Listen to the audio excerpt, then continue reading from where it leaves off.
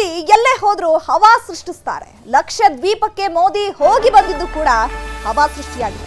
ಮೋದಿ ಬಂಡೀಪುರಕ್ಕೆ ಬಂದು ಹೋಗಿದ್ದು ಕೂಡ ಹವಾ ಸೃಷ್ಟಿಯಾಗಿದೆ. ಪ್ರಧಾನಿ ಮೋದಿ ಎಲ್ಲೇ ಹೋದ್ರು ಅಲ್ಲಿ ತಮ್ಮ ಹವಾವನ್ನ ಸೃಷ್ಟಿ ಮಾಡ್ತಾರೆ. ಅದಕ್ಕೆ ಎಕ್ಸಾಂಪಲ್ ಮೊನ್ನೆ ಲಕ್ಷದ್ವೀಪಕ್ಕೆ ಮೋದಿ ಅವರು ಹೋಗಿ ಬಂದಿದ್ದು ಕೂಡ ಹವಾ ಸೃಷ್ಟಿಯಾಗಿದೆ. ಅದಾದ್ಮೇಲೆ ಬಂಡೀಪುರಕ್ಕೂ ಸಹ ಬಂದಿದ್ರು. ಅವರು ಬಂದು ಹೋದ ನಂತರ ಅಲ್ಲೂ ಕೂಡ ಮೋದಿ ಹವಾ ಕ್ರಿಯೇಟ್ ಆಗಿದೆ. ಮೋದಿ ಭೇಟಿಯಿಂದ ಬಂಡೀಪುರಕ್ಕೆ ಆದಾಯ ಹೆಚ್ಚಾಗಿದೆ. ಮೋದಿ ಭೇಟಿ ಬಳಿಕ ಬಂಡೀಪುರಕ್ಕೆ ಪ್ರವಾಸಿಗರು ಹೆಚ್ಚಾಗ್ತಿದ್ದಾರೆ.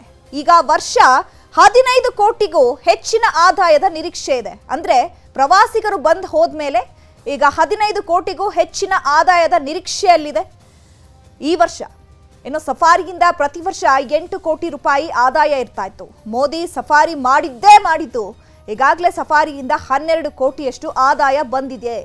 ಇನ್ನು 3 ತಿಂಗಳಲ್ಲಿ 3 ಕೋಟಿ ಆದಾಯ ಬರುವಂತಹ ನಿರೀಕ್ಷೆ ಇದೆ ಅಂತ ಹೇಳಿ ಅಲ್ಲಿನ ಅಧಿಕಾರಿಗಳು ಮಾಹಿತಿಯನ್ನ ಕೊಟ್ಟಿದ್ದಾರೆ. ಮೊನ್ನೆ ಲಕ್ಷದ್ವೀಪಕ್ಕೆ ಹೋದಾಗ್ಲೂ ಕೂಡ ಸಾಕಷ್ಟು ಟೀಕೆಗಳು ವ್ಯಕ್ತವಾಗಿತ್ತು. ಮೋದಿ ಅವರು ಯಾಕೆ ಹೋಗ್ಬೇಕಾಗಿತ್ತು, ಅಲ್ಲಿ ಫೋಟೋಶೂಟ್ ಯಾಕೆ ಮಾಡಬೇಕಾಗಿತ್ತು ಅಂತ ಹೇಳಿ. ಆದ್ರೆ ಇವಾಗ ಗೊತ್ತಾಗ್ತಾ ಇದೆ ಮೋದಿ ಅವರ ಹವಾ ಯಾವ ರೀತಿ ಕ್ರಿಯೇಟ್ ಆಗಿದೆ ಅಂತ ಹೇಳಿ.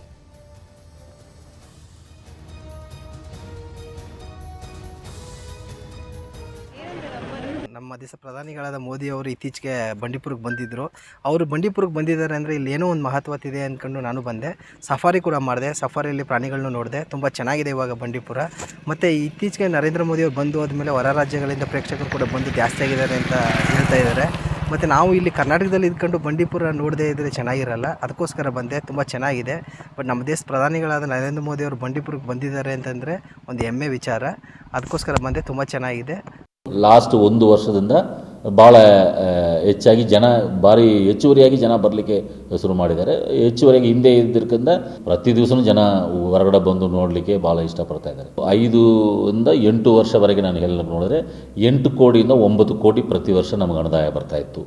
ಈ ವರ್ಷ ಇತ್ತೀಚೆಗೆ ನಮಗೆ 13 ಕೋಟಿ ಬಂದಿದೆ. ಇನ್ನು ನಮಗೆ ಜನವರಿ ಮಾರ್ಚ್, ಯಾಕಂದರೆ ನಾವು ಏಪ್ರಿಲ್ ಟು ಮಾರ್ಚ್ ತಗೋದ್ರಿಂದ ಕಡ್ಡಾಯವಾಗಿ ಈ ವರ್ಷ 15 ಕೋಟಿ ಆದಾಯ ನಮಗೆ ಇದು ಪ್ರವಾಸಿಗರಿಂದ ನಮಗೆ ಸಿಗುತ್ತೆ ಅಂತ.